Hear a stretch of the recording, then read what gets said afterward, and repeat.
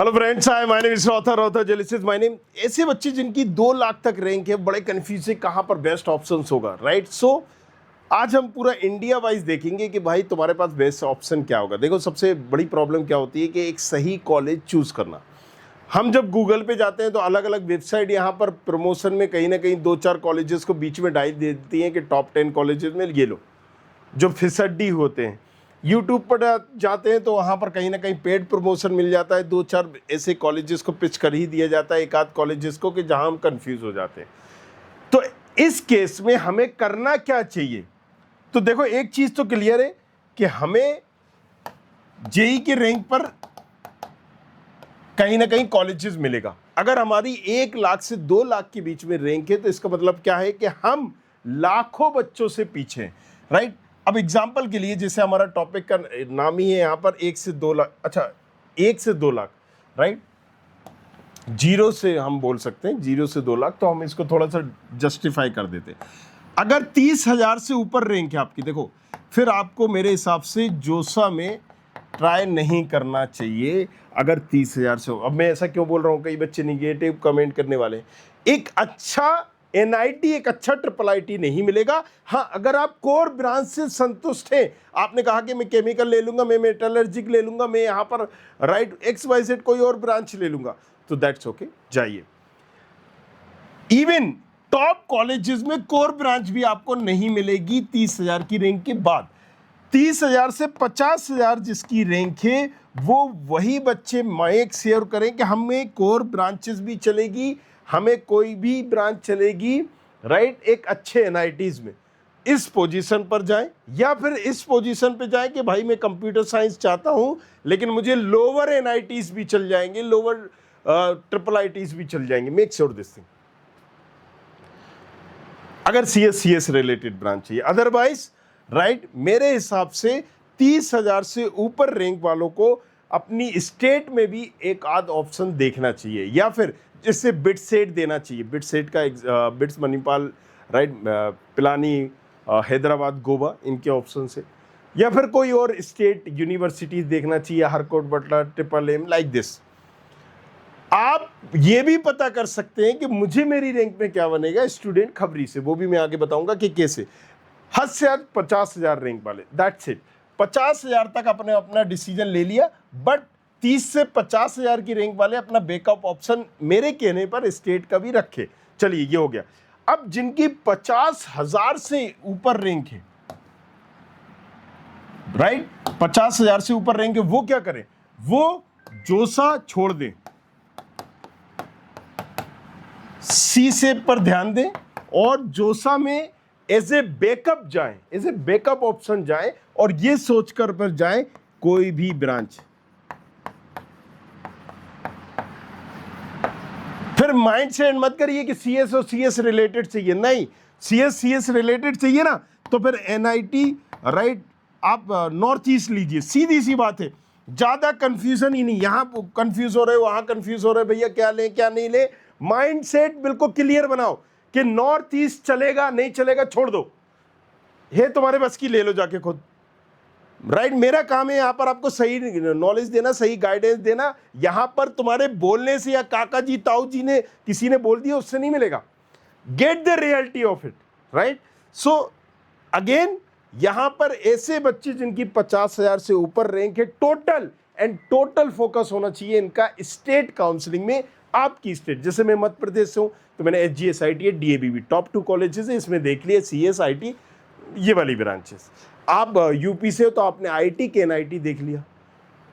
Make sure this thing, वहां पर focus करना चाहिए। साथ ही साथ आप दूसरे कॉलेजेस करिए ना, बहुत सारी यूनिवर्सिटी, बहुत सारे कॉलेजेस है, अलग अलग स्टेट की है। भाई, किसी ने कहा नेताजी सुभाष चंद्र बोस जाना, किसी ने कहा DTU जाना, किसी ने कहा COEP जाना है, राइट, जबरदस्त कॉलेज है। किसी ने कहा हरकोट बटला जाना, किसी ने कहा मणिपाल, मदन मोहन मालवीय जाना। अच्छा, प्राइवेट यूनिवर्सिटीज भी है, बहुत सारी है, लंबी चौड़ी है। थापर किसी ने कहा, किसी ने कहा। अब ये समझना होगा कि किस रैंक तक के बच्चों को थापर जाना है, किस रैंक के बच्चों को BIT जाना है, और BIT में भी वेल्लोर जाना है या कहां पर जाना है, किस रैंक वाले को, क्योंकि BIT वाले तो तुम्हें भोपाल भी ले जाएंगे। That's the reality, right. यहां हो नहीं पा रहा, आ जाओ भैया कोपचे में, भोपाल चलो, अब वहां पर 10 लाख की रैंक में भी भोपाल मिल रहा है। मेक श्योर दिस थिंग यार, समझना पड़ेगा आपको सारी चीजों को। तो अगेन राइट, किसी ने कहा मणिपाल, किसी ने कहा भाई पीएस यूनिवर्सिटी, किसी का चंडीगढ़ यूनिवर्सिटी। तो गवर्नमेंट यूनिवर्सिटी हो या प्राइवेट यूनिवर्सिटी हो, आपकी रैंक पर बेस्ट क्या होगी। तो नीचे प्रोफाइल एनालिसिस फॉर्म भी है, वो भी आप भर सकते हो। दूसरा, यहां से जाके खुद भी देख सकते हो। हम यहां पर गए studentkhabri.com पर, क्या studentkhabri.com, घर बैठे पहले देखो फिर सवाल पूछो। STUDENT स्टूडेंट खबरी, राइट। जैसे ही मैंने इसको टाइप किया, ये वेबसाइट ओपन होगी। वेबसाइट हम ओपन करेंगे, राइट। थोड़ा सा इंटरनेट स्लो है, तो यहां से वेबसाइट ओपन करने में सारे ऑप्शंस आपके पास आ जाएंगे, राइट। किसके, प्रेडिक्टर और चॉइस फिलिंग टूल के। आप रैंक डालोगे, ये बता देगा कि एग्जैक्टली कौन कौन से ऑप्शन अवेलेबल है। मे बी इंटरनेट ग्लिचेस की वजह से यहां पर अभी नहीं चल रहा होगा। चलिए आगे बढ़ते हम, राइट। सो 50,000 से ऊपर रैंक वालों को टोटल फोकस होना चाहिए स्टेट काउंसलिंग में या फिर अदर स्टेट की काउंसलिंग के टॉप कॉलेज। आपने कहा जेक दिल्ली जा रहा हूं मैं, अब जेक दिल्ली में 6 कॉलेजेस है, जबरदस्त कॉलेजेस है भाई। नेताजी सुभाष चंद्र बोस भी वहाँ पर है, राइट। वहाँ पर DTU भी वहाँ पर है, राइट। जो भी आप कॉलेजेस जाना चाहते हैं, मेक श्योर दिस थिंग। अब स्टेट गवर्नमेंट कॉलेजेस और अदर स्टेट क्या है, जैसे कि जादवपुर यूनिवर्सिटी एग्जाम्पल के लिए, वेस्ट बंगाल, तो बेबजी देना पड़ेगा आपको। अलग अलग एग्जामिनेशन अगर आपने दिए तो फिर ये सोने पे सुहागा है। किसी ने कॉमेट के दिया होगा, किसी ने बेबजी दिया होगा, किसी ने बिटसेट दिया होगा। तो मैं हमेशा बोलता हूँ कि जो टॉपर हैं या फिर जो जिनकी रैंक 1 लाख से अंदर है, उनको हमेशा बिटसेट, बेबजी या कॉमेट के इनको दे के रखना चाहिए। और इनकी भी अगर दिया है तो काउंसलिंग करना ही चाहिए। अब थोड़ा सा क्रोनोलॉजी को हम समझेंगे।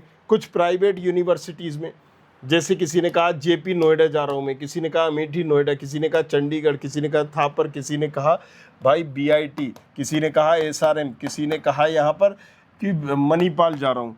सो अगेन ये प्राइवेट यूनिवर्सिटीज़ भी है, बहुत सारी लंबी चौड़ी लिस्ट है। अभी मैं बताऊँगा तो वीडियो लंबा चौड़ा यहाँ पर हो जाएगा।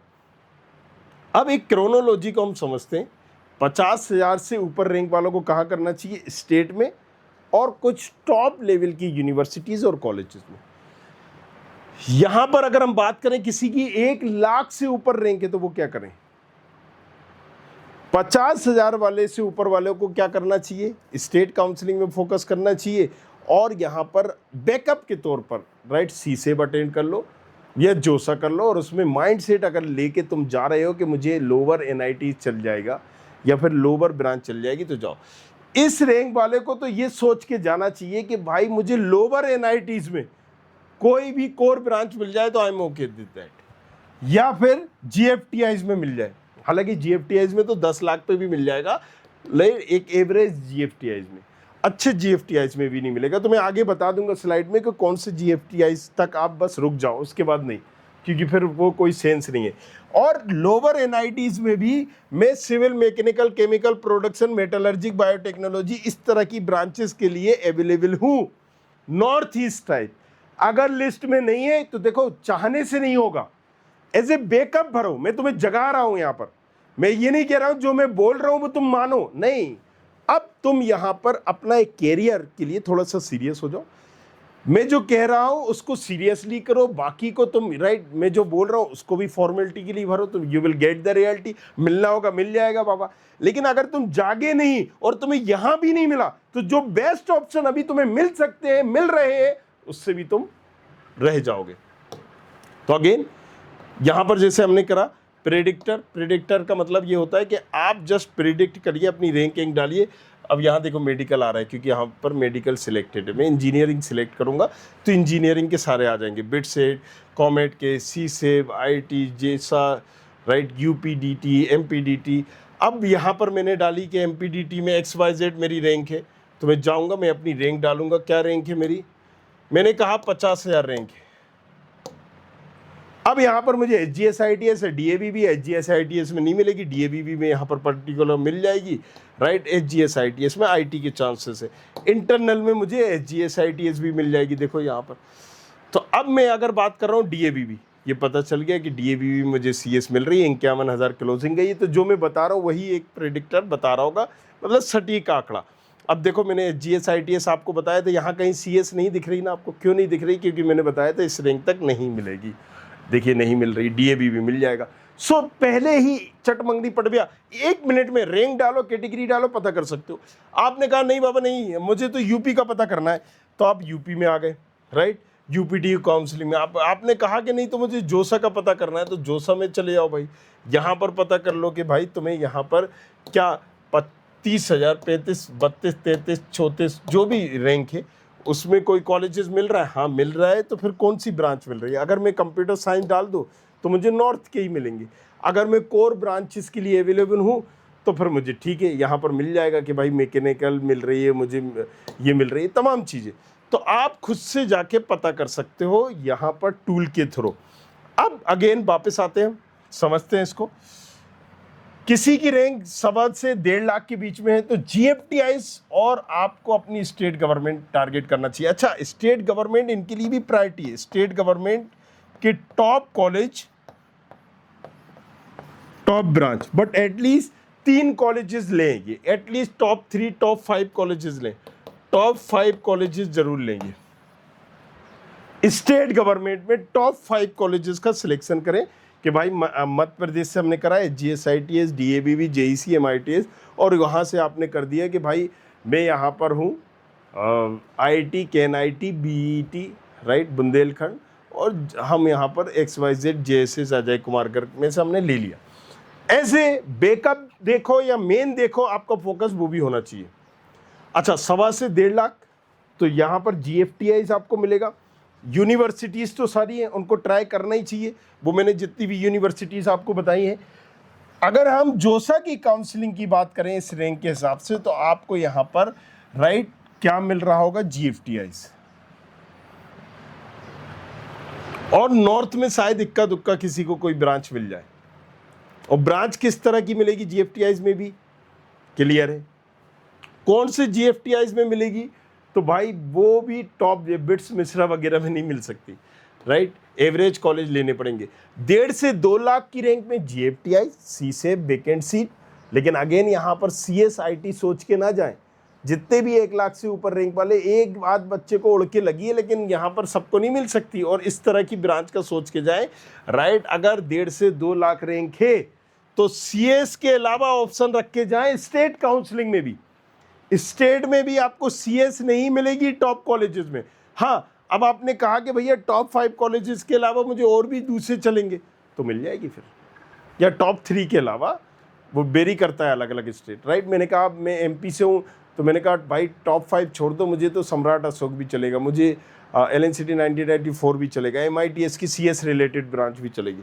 तो ब्रांच से कंप्रोमाइज़ का ऑप्शन जरूर रख लो, एज ए बैकअप रख लो। मेन तो तुम डाल दो, मिल रहा होगी मिल जाएगी, ऐसे बैकअप रख लो, राइट।